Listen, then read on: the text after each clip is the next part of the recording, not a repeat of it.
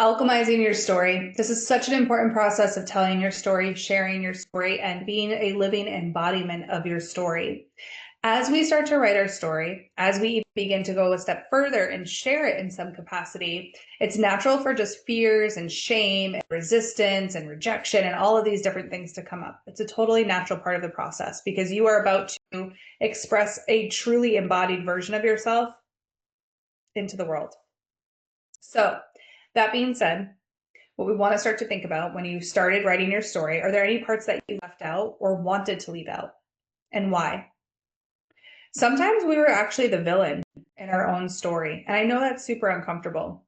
There are many times where we did the wrong thing, we didn't make the right choice, we said words we didn't mean to. Just so many times we were in positions where what we did was out of integrity or less than who we wanted to be. Maybe you snapped at your kids one day. Maybe, I mean, we could go on, the list goes on and on for days and days as to why we can be holding shame about our story. Maybe we were the villain, okay? It is okay.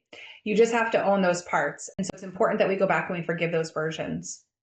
So what I often do in this space is go back and think about, okay, what's this part of the story that you're afraid to tell? Maybe you left it out. Maybe you wanted to leave it out. Maybe it's in there, but you just really don't want to talk about it. How come? Because those are the moments that are actually the most liberating, not only for you, but for other people, right? That's why we love a hero story, a comeback story, because we like to see somebody at their bottom because everyone can relate to that and then see that it's possible to rise up. So don't allow your rock bottoms to be hidden in shame.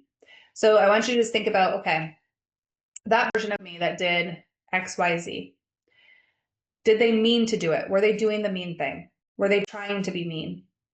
Most of the time, no, right? Especially if you just like respond or snap or you do something in a way you didn't want to do it, you usually didn't mean to do that. You weren't wanting to be mean. You weren't wanting to hurt somebody, okay? It came as a result of a situation that you were in. So now we've got to paint the picture. What was going on? And can you look at this and find out, like, okay, with the position that I was in, with the tools, resources, knowledge, everything I had available to me at that time, did I make the best decision I possibly could? Was I doing the best I could? Did I mean to hurt anybody? Like, can you just like see this version of yourself who was doing the best that they could in that moment? Maybe doing the best when like the odds are really stacked against you. Maybe doing the best because yeah, in 2020 hindsight, you can make a way better decision. But when you don't have all the information and you don't have that like ability to see, you don't know. And so you're doing the best you can in that moment. And that's where you have to let yourself off the hook. So I want you to go through these parts of the shame and start letting yourself off the hook.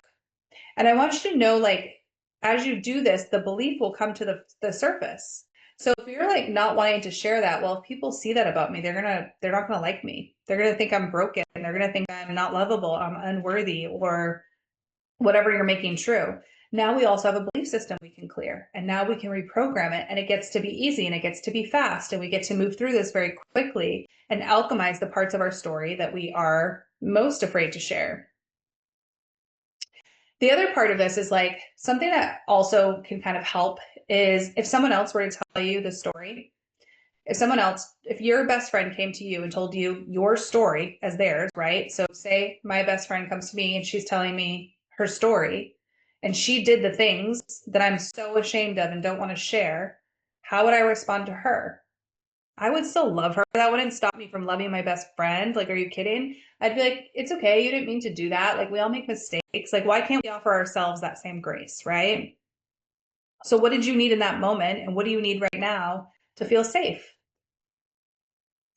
And then what you also want to do is highlight your story in a way where you focus on your resilience and your strength and your growth. You don't have to bypass the truth of what happened, but you don't also have to spend a lot of time on your worst moments. You can talk about those from a place of like, this is the situation I was in and it was horrible. And this is the horrible decision I made, but look what it led to, right? We take it right back up, take it up with you. You're not staying in that past story. As you do this, you have a version of you that is still trapped that gets freed. Okay? Because you're a human. Everybody has things they're ashamed of. Everybody have parts of their story that they don't want to tell, that they wouldn't want the world to know.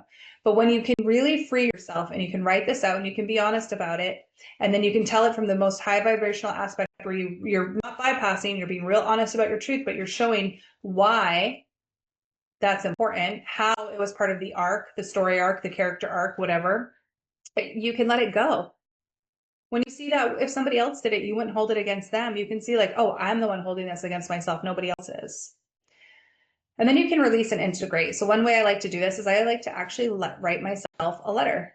Sometimes to the other people too, right? If you hurt someone. So I'll write a letter to that person. Like, I'm so sorry I did that. Like, I hope you know I wasn't trying to hurt you. I was, XYZ was happening. This is why I reacted that way. I'm sorry. I take accountability. I know it's my fault. Never happen again. Whatever that needs to be. This letter is for you. It's for your healing. So you don't have to send it. You can burn it, shred it, whatever. And then I always write a letter to myself like, Kristen, I'm so sorry you were going through that. I know your heart and that you would never do anything to hurt someone and that this is why you responded the way you did. And I forgive you. Like, I love you. I'm not holding this against you. And then I also burn that. And that is my release, like acknowledging all parts of me that need to be acknowledged, the part that feels shame, the part that needs to be seen, heard, and loved, and the part that needs to take accountability. And then I'm also getting all of the feelings out that I may have towards that person that I just may need to get out, and maybe it's not safe or in your best interest to go and have that physical conversation with them. So alchemizing your story is a really beautiful part of this process. It will set you free in so many ways, and it will also bring up that next layer of the onion that needs to be healed. So it's a beautiful process. Spend time here. Don't rush this, because again, if you can tell your story all you want, but you have to do it from the right frequency where you're not holding shame and you're ready to be seen in order to get the visibility that you want.